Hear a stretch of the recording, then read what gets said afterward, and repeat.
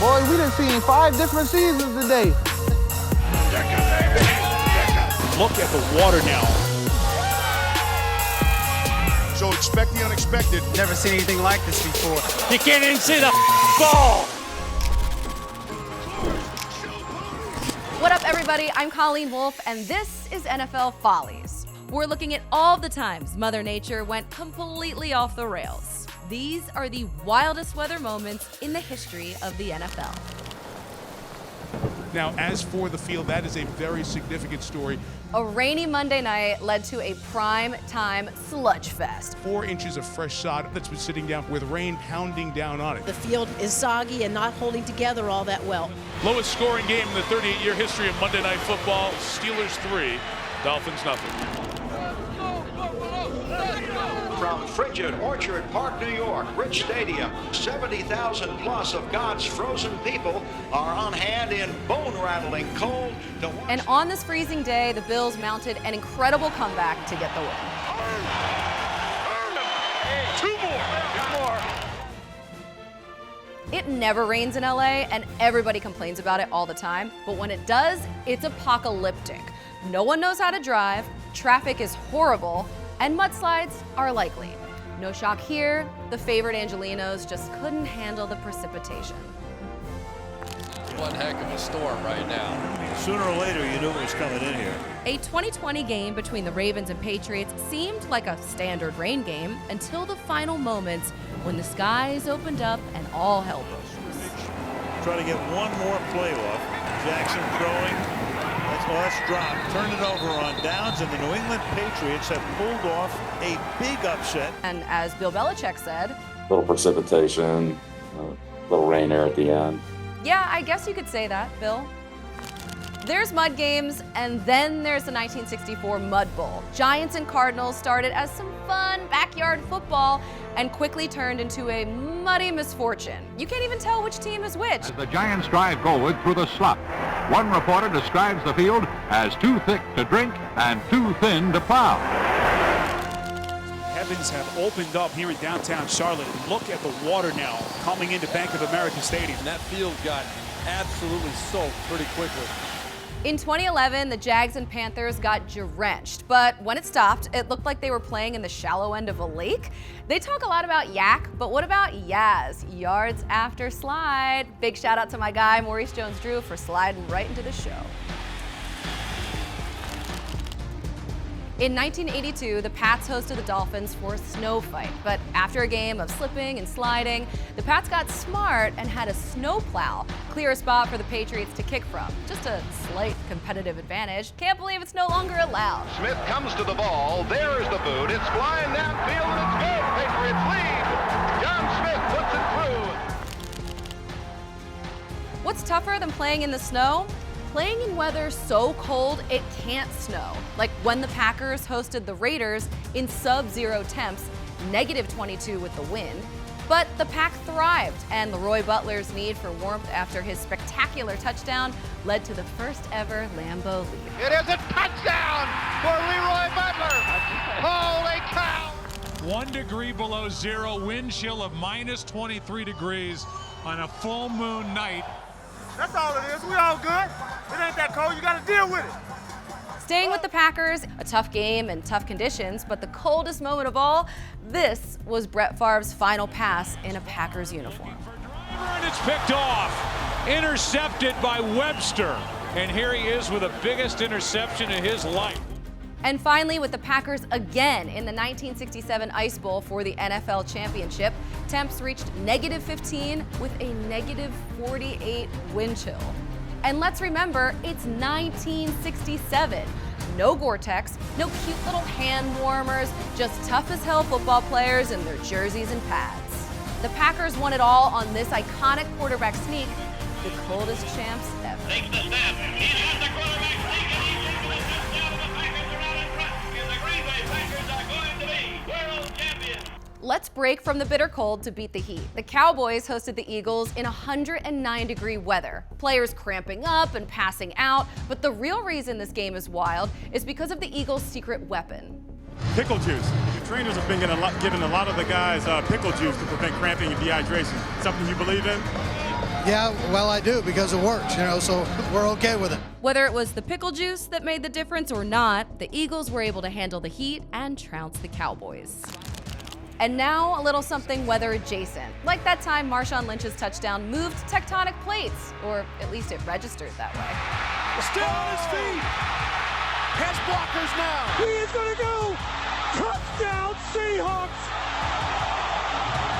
Oh my word. The beast is alive and well. You have your breezy days, and then you have here in Buffalo today. We're going to have to figure out how to play the wind as well. It's wild. 2008 Pats at Bills might have had the strongest win ever. We had crazy missed field goals and goalposts that constantly needed adjusting. In the event of some crooked goalposts, they will take time and straighten it as best they can. Unfortunately for the Bills, their chances of winning were gone with the wind. Fog is so thick, we can't use our upstairs cameras. Many of the TV cameras couldn't see a damn thing, but the wire cam came through in a big spot because it could actually get close enough to capture the action. We have to go to an audible here. We can't use our high cameras because the fog is so thick. So most of what you'll see will be from low. Have you ever seen anything like this fog? When I walked out, I thought I was in the UK. I'd never seen anything like this before. I mean, it was the strangest thing you've ever seen. This bank of fog just fell into the stadium. And all of a sudden, the next thing you know, it just got bigger and it got wider and it consumed everything. It's over the entire field. Visibility was about 15 to 20 yards, but that didn't stop Randall Cunningham. He threw for over 400 yards. He also threw 3 picks and no touchdowns, and the Bears got the win. I can't see. I cannot see him. There is jubilation on the sidelines and on the field. In a game like this? Nope. Video game weather right here. Inside New Era Field, the snow is coming down. It is cold. It is windy. It's football weather that they like here at Orchard Park. Temperatures well below freezing. It feels a lot colder than that. LaShawn McCoy ran for 156 yards and an overtime game-winning touchdown. Into the end zone, and Buffalo wins it. Incredible. Shady's performance was even more impressive, though, because he's done it before. I'm used to it. I mean, every game I've had in this type of weather, pretty much do pretty good. So I wasn't tripping at all. Stafford's going to air it out deep for Johnson. He's got it with a face full of snow from Megatron. How did he see it? My personal favorite snow game of all time, the 2013 Lions and Eagles Blizzard Bowl. The snow continues to come down, and it has intensified. Boy, that's going to be tough to throw the football today. The weather, there's no. Only weather that matters is whether they want it more than us. And the hero of the day, McCoy, rushing for 217 yards and an Eagles team record. Through the snow, touchdown! They say you never stop a football game. But this is impossible. There's no way we can read the yard markers. In 1976, a team of college all-stars faced the Steelers in a torrential downpour. A wild game with even wilder weather canceled halfway through. Yet it wasn't the rain that stopped the game. It was a whole different type of storm. There's literally hundreds of people out on the field now. It's going to be awfully hard to get control again and get them all off the field because it's very hard to identify them. Got the Steelers going to the sideline. And I don't know how in the world they'll get this game resumed. Security never gained back control, and we've never had a college versus pros game since. I've never seen anything like it due to the wind, so expect the unexpected, and anything could happen. This game was so windy that it featured the widest wide right kick you'll ever see. But that wasn't even the craziest moment of the game. Tough wind, and here it goes, and he hooks it. A wind-shortened kick led to the longest play of all time. It's since been broken. Spun away and goes to some open space, and Vasher is going. Vasher needs one more block, and he's got it. Nathan Vasher, touchdown Bears. Do you believe that? We've shown a lot of snow games, so we have to show the coldest game ever. the 1981 AFC Championship. The temperature has dropped to 9 below. And frankly, folks, you've got to be crazy to be out there today. I still have frostbite in my right big toe because of that. And in my right thumb, I feel it when it gets cold. How Dan played that game with no gloves on at quarterback is beyond me. And shocker, the team from sunny San Diego lost handedly to Cincinnati. Anderson back to throw. Looks down into the end zone. Touchdown! M.L. Harris. And now some weather that no one could play through. In 2010, heavy snow ripped a hole right through the roof of the Metrodome, causing it to collapse, and the game was moved to Detroit. It's happened 3 times before, now a 4th time. Doesn't this scream it's time for a new stadium? The dome was finally demolished in 2014, leaving the Vikings with nowhere to play in 2015 other than outside at the University of Minnesota, which brings us to the freezing 2015 NFC wildcard. He's 88 years old. Bud Grant, who led the Vikings to 4 Super Bowls, 6 below, in his golf shirt, for the ceremonial coin toss. It is a brutally cold day. We expect kickoff about -7 degrees with a wind chill of down near -20. Dear Lord, why did you have to make it so cold? It ain't cold, man. It's a mind thing, baby. I don't care what nobody say, boy, it's cold. You got icicles on your eyebrows, huh? Not the coldest game, just a balmy -6 with a -25-degree wind chill. But this led to a disastrous moment when the Vikings' hearts were shattered at the game's final one. It's no good!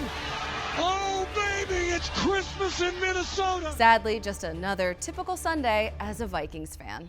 Holy catfish! Do you believe it? This was a ridiculous game because it wasn't just snow, but sleet that made the players look like children in an ice skating rink. But why does this game rank so high? Because it had the most famous folly of all time. This field goal, which will be 40 yards, blocked. The Cowboys will win. Wait a minute.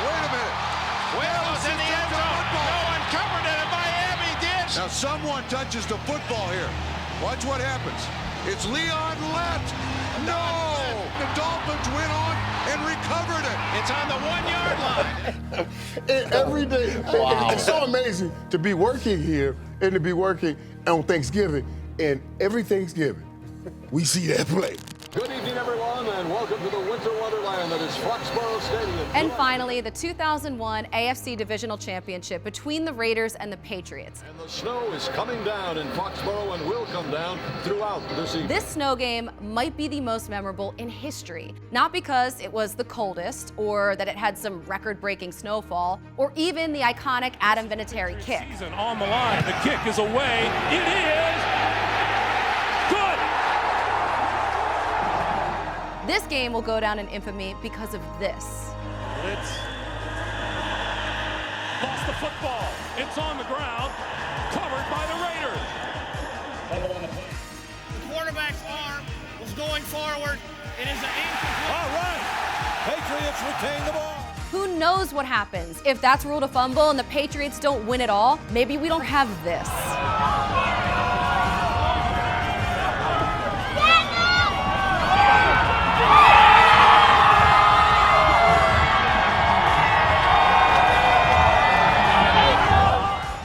That's all for the show. Leave some nice, polite comments, you know what social media is known for, and tell us what your favorite moment was, or what we missed, or why wind chill is in fact actually very chill.